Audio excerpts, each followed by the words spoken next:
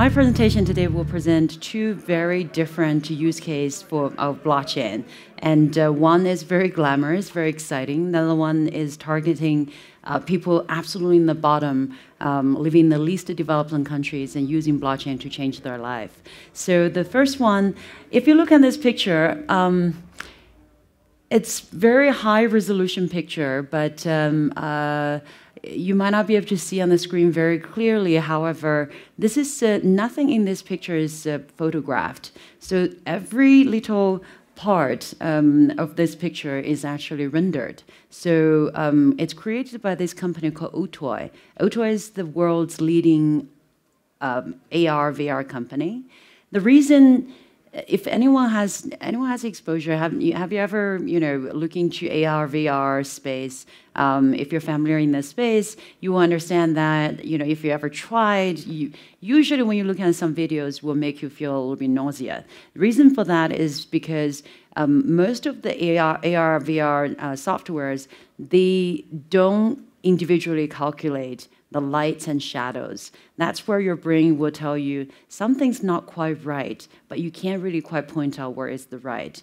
So for Otoy, every single light, every single shadow, every single reflection is completely individually calculated. That's why the visual is very realistic. If you look at the picture, there's a phone booth. This is the close-up of the phone booth. Even with such a low resolution, you can see every drop of water, every little reflection of that drop of rain. All the details in this render image looks completely realistic. So in the real world, we are now living in the world where everything's rendered, right? Every time you look at advertising, billboard, or if you go online, you see many of the images that they actually render. We just can't tell. So if you look at the world right now, most of those render work require GPU. So GPU stands for graphic processing unit. In every computer, you have a CPU and you have a GPU. So I think CPU is like Swiss Army knife. You have a bit of everything, but if you want to use if you want to go for operate on a surgery, you will not use a Swiss Army knife. You have a specialized surgery knife. So GPU is a little bit like this specialized surgery knife. So whenever you play a game on your computer, you use GPU. Whenever you play on your mobile, you use GPU. But right now, the world is actually going through very severe GPU shortage. So the world is not shipping enough GPU quickly enough to the world. Reason being, all the VR AR companies like Otoy is using GPU. Mining for Ethereum is using GPU. All the machine learning companies also using GPU. So if you want to test how big is the shortage of GPU in the world, you can buy a new computer and take out the GPU and sell on eBay. You probably can sell at least the same price as your computer itself. Sometimes you can even sell higher price than the computer itself. So that's how much shortage the world has GPU. So for a company like Otoy, they're producing a lot of those images and movies, and they have a severe shortage of GPU. So they actually helped Amazon to develop a cloud GPU service, and very quickly right now, recently with one job, they basically completely paralyzed Amazon's cloud GPU in West America, West Coast US region. So as a company, the founder of Render is he's a genius, Jules Urbach. He's a genius, and he's got a fan with some of the largest movie producers in the world in Hollywood, following him for many years. So for him, 9 years ago, he's already realized, for our computers or our iPads or smartphones, etc., we'll have a GPU, but we're not really using it. So how can you access those distributed idle GPU? He filed a patent to access distributed GPU, and however, without blockchain, it's very difficult to solve the incentive piece. So now with blockchain, they finally can realize this dream. So as a company, O2I, in terms of social media, they work with Facebook. So for Facebook's AR function rolling out is O2I. In terms of the gaming industry, is Unity. Unity is the world's largest, game-producing platform, and there are about 7 million developers, game developers, using O2I to develop in their game. And in terms of production, they partner with Autodesk. And then I'm sure you're familiar with this movie. There are actually 2 movies, one Oscar special effect, one is Avatar, another one is The Curious of Benjamin Button. They all use O2I's technology. So this is a highly established company. I don't know, have you seen Rogue One? Anyone's a Star Wars? Yes, I'm a huge Star Wars fan. My kids are huge Star Wars fans, so we know every single detail in every movie. We always have a debate, after we watch every episode, and watch it many times. So in Rogue One, you probably remember General Tarkin.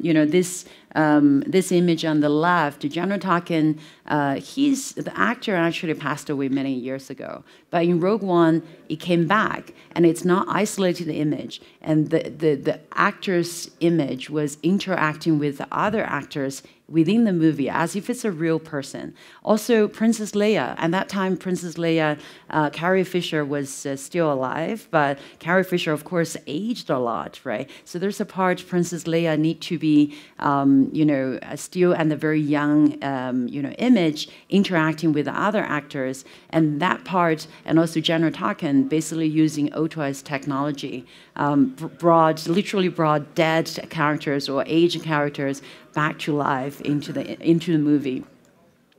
O2I work with their customers, including Warner Brothers and HBO, and also their OBIX now has been adapted as the MP5 standard. So every a Samsung phone shipped with MP5 player also has O2I's patent. So you can see this company. This is the reason why this company's advisory board has people like Eric Schmidt of Google, Samuel Palmisano, which is IBM's former chairman and president, and also Ari Emanuel. I don't know if you're familiar with Ari Emanuel. So anyone in the entertainment industry would know him. Have you seen the TV series called Entourage? Entourage. In Entourage, if you watch Entourage, there's another Ari, right? In Entourage, the Ari, he's the king of Hollywood. It's based on the real life character of this Ari. So Ari Emanuel is the co-founder of WME IMG. So 70, to give you a number, just how much influence he has in Hollywood, roughly around 70% of the content coming out from Hollywood goes through Ari Emanuel's company. And Brandon Ake, he wrote Java. So those are the advisory board. And with the render token, basically issuing render token is incentive to allow O2I to access idled GPU. So for all your iPhone, iPad, Samsung, Android phone, etc., in the night, if you join the system, in the night when you're charging your devices, you could actually, earn render token by lending your GPU for O2I to use. And the whole economic work in this way, as the company, O2I starts to issue render token, they are going to stop charging US dollars from their customers, from Facebook to Warner Brothers to Disney, Universal Studio, etc. Gradually, they will start to only take render token, and they will only issue 2.1 billion token. That's all. So it's completely deflationary. So by the time, whenever those, big studios are going to the market to buy render token, the only way for them to buy more capacity is to allow the token to appreciate significantly. So I joined the advisory board for a render project along with some very, very talented people last year. And after I joined in the month, the news came out, so J.J. Abrams also joined the advisory board. J.J. Abrams is the director of Star Wars. So my kids told me, Mom, you're finally cool. After I'm the same advisory board with J.J. Abrams. What's really exciting is obviously if you look at the gaming media, mixed reality, augmented reality, etc., it's very easy to understand why O2S technology is very useful for them. But in terms of manufacturing, companies like Tesla, they're actually using O2S technology to do 3D industrial design. And also in terms of medical services, their research effort is not commercialized yet. So their research effort looking into how to use a rendered image to have a very precise analysis of the 3D image of a patient's organs and before they conduct a surgery. So the application is very wide. This is the part where I'm most excited. When I was talking to Jules, the founder and CEO of O2I, we were in Hong Kong, and I was talking to him about the movie Ghost in Shell. Have you seen Ghost in Shell? So Ghost in Shell, I really enjoy the movie, and also my favorite movie of all time, Blade Runner 2049. Anyone have seen that new Blade Runner? So it's the best movie. You have to see. It's the perfect movie. I watched it many times.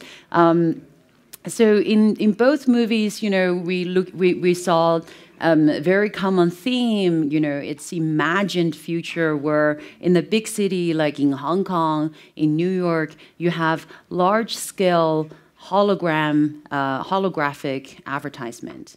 And in Blade Runner, that holographic advertisement is actually even interactive. That sounds very, very futuristic. I don't know about interactive, but in terms of a large-scale holographic advertisement is probably about 3 years away from us. I signed an NDA. I'm on the advisory board. I signed an NDA. I cannot say which company is developing these glasses, but the glasses. Once we all thought these glasses probably will be maybe 10 years from now, but this one company is developing these glasses, probably will be ready in 2 years. And by then you will be quite popular, and you literally, will add with all your existing, real world, will add a virtual reality layer to the world. And so large-scale holographic advertisement will be everywhere. And this very company is developing early, research on the large-scale holographic outdoor advertising with O2I. So with render token is a utility token. When I was talking to Jules, and we realized that O2I would no doubt become the leader in this space in terms of production. But when you produce, this kind of holographic, right now, of course, in every city, all the real estate is already, have belonged to someone, right? But what about the real estate? It's virtual real estate. The real estate, the virtual layer only exists when you wear the glasses. And it's a gray area, right? Nobody's really claiming that real estate yet, but that real estate will become very, very valuable. So what we plan to do is to use render token to introduce this geo-blocking function. And I joked to him, I'm going to use my own token. I'm going to just own the entire Victoria Harbour area in Hong Kong and Times Square in New York. And so in future, anyone do those advertisements, they will have to pay rent to me. So that's the future. It's already happening. So render is now oversubscribed. I think they would do a public offer soon. In terms of pre-sale, it's already oversubscribed.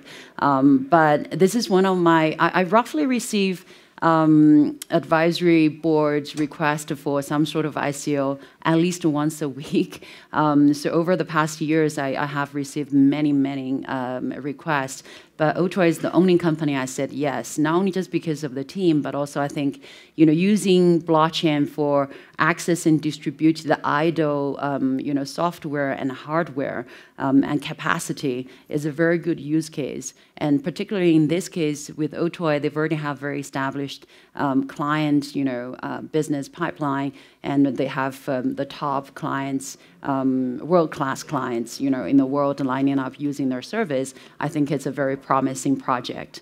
Now, this is all very glamorous. The next part is actually something very close to my heart. Perhaps it's less, exciting for most of people, but for me personally, it's very exciting. Most of the discussion these days about blockchain, about cryptocurrency, people focus on how many hundreds percent or thousands percent of return you can bring in a short period of the time.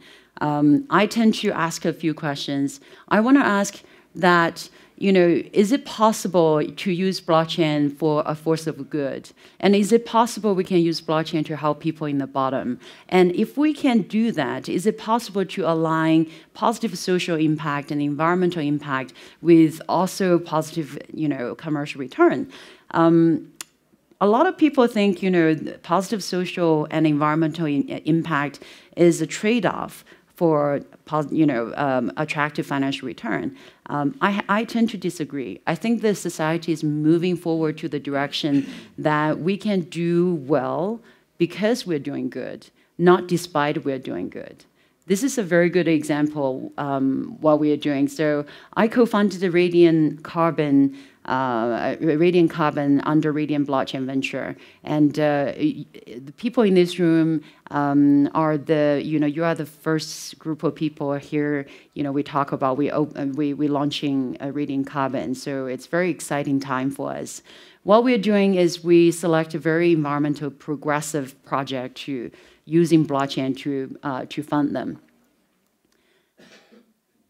If you think about the society right now, climate change is obviously a global problem. And, we have Paris Accords, with a lot of countries, majority of the countries in this world, all committed to reduce carbon emission. But if you think about, in the countries like Switzerland or in Scandinavia countries or in European countries, a lot of companies and, government organizations, they have hard imposed carbon emission reduction budget, right, target. And if you miss the target, the fine is actually quite severe. So you don't want to miss the target. But to reduce a metric ton of carbon emission in countries like Switzerland or Scandinavia countries or in other European Union countries, probably around $50 per metric ton, right? But for countries like China, India, it's probably about $10 metric ton. For countries in some, probably most backwards countries in Africa, it's about $5 to $10 per metric ton. So you can see, because it's a global problem. It doesn't matter where you reduce the carbon emission. It's contributing to the overall well-being of the planet. So for countries in Europe, of course, you want to use the same amount of money to buy much more in terms of quantity of carbon emission in the less developed country. So another problem is also in countries like Rwanda, there are a lot of people, for children in Rwanda that, under 5 years old, mortality rates for children mortality rate in country like Switzerland, it's probably close to 0, right? But for countries like Rwanda, the mortality rate is very high. And the leading cause are two things. One is diarrhea, another one is pneumonia. So diarrhea is coming from they don't have access to clean water, and pneumonia is from majority of the poorest people in Rwanda. They still use a 3-stone stove and then burn biomass, and a lot of them burn, especially in the rainy season, they burn indoor. So for young, children's lungs, they breathe into these particles very quickly. They get, non-damage, and again pneumonia. And, a lot of children die. So those are the two. Sounds like separating problem, but we, our team finds the, connected the dot, and blockchain became, give us this great opportunity to connect all the dots together. The reason we use blockchain is because we will be able to access to broader investor base. We will be able to design this instrument specifically for this purpose. And also, carbon credit trading is very much paper trail by natural trading. Most of the people, if you have 10,000 US dollar you want to help the market, there's no way you can participate right now, right? But once you tokenize, you can actually participate project like this even with a smaller amount of money. And you can also directly participate in different individual projects as well. So we tokenize carbon credit trading flow as Radian carbon token. Essentially, it represents the cash flow generated from carbon emission reduction. So what happened is we have UNFCCC certified organizations to off-takers to buy the carbon emission reduction produced in Rwanda. And through very simple thing we're doing, I will show you in a second. Basically, we distribute very simple clean water filter and very high efficient cooking stove. And we give we target the poorest families in Rwanda, and we give them those devices for free. And so Radian Carbon token, we take the funding, people put money into the token, buy the token, we issue the token, and the proceeds of the token, roughly about 90 to 95% of the funding would directly going to buy the devices and also helping the local community to distribute the devices. So the devices are cooking stove and water clean, water filter. The device, once we deployed, when they start to use high efficient water cooking stove instead of burning biomass, that reduces carbon emission. And we sell the carbon emission reduction certificate to off-takers in mostly European organizations and companies. And that income will come back to Radian Carbon token. And we use ERC20 Ethereum token to distribute that income back to the token holders and also back to further project to expand to other demographic and country. So this is our team. I want to highlight a couple of people. Bill Contrap, the third person from me, he was head of principal investing in Macquarie Bank. And Macquarie Bank is the world's leading renewable infrastructure and infrastructure player in the world. And Bill was head of principal investing in renewable space, and so he invested principal money, balance sheet into renewable. Bill was working for Noble Group, and he also established Asia's very first carbon credit trading platform. Dave Sander, if you are interested to talk us to more, most likely you will talk to Dave. Dave is an execution machine from many years of, 3 hours of sleep working for Goldman Sachs in capital market. Is a very top-notch team. And Ronnie Patel was head of capital market in Morgan Stanley. So we're a group of people coming from established traditional institution in the space, realize the power of a blockchain, applying this new layer to using the language that traditional institutional investors understand to bring them into this project. Our partners we use Linklaters, which is probably the most expensive law firm in the world, but because we want to be leading example that we want to be compliant. So we almost, hire the most expensive lawyer just to make this statement. The results are very good. They give us a lot of guidance. They keep sending me back to Switzerland because the regulatory environment in Switzerland is naturally very friendly. So I probably will come back here for more. So our initial project, to very quickly go through. As I mentioned, it's a very simple item, but that can really create very profound social and environmental impact. Those are real images of the real people who are using our devices in Rwanda. So the project we call Tabuho Neza is we targeted about 600, the bottom 600,000 poorest families in Rwanda. And right now there are about 300,000 families already receiving this and producing carbon emission certificate already. So annually we generated about 275,000 certificates. Each certificate represents 1 metric ton. So 1 metric ton's price with our contract is roughly about $6.3. So it works out, we are generating about close to $2 million cash flow already without starting Radian carbon. So in terms of number of people, even with only 300,000 households, we're distributing right now. That's already benefiting about 1.5 million people in Rwanda.